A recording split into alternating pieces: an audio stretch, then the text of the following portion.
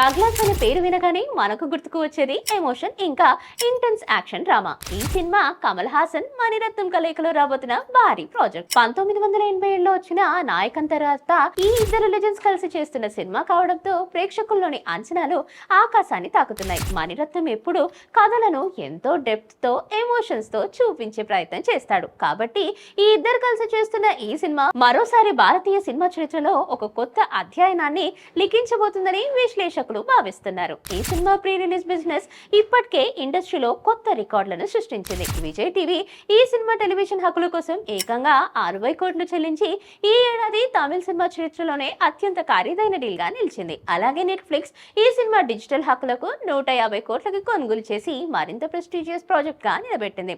మొత్తంగా 210 కోట్లు వసూలు చేసి తగ్ లైఫ్ రికార్డ్ స్థాయి ప్రీ రిలీజ్ బిజినెస్ చేసింది. ఈ సినిమాలో కమల్ హాసన్ ప్రధాన పాత్రలో కనిపించబోతుండగా సిలంబరసన్ ఒక పవర్ఫుల్ డైనమిక్ రోల్ లో నటించబోతున్నారు. వీరిద్దరు కాంబినేషన్ కు అభిమానులు ఉన్న క్రేజ్ చాలానే ఉంది.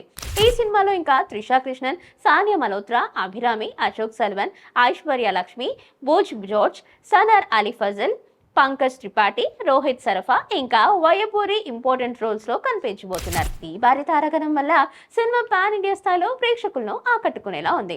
Oscar award winner AR Rahman Mani Ratnam కలయిక అంటేనే మ్యూజికల్ మాస్టర్ పీస్లని చెప్పొచ్చు.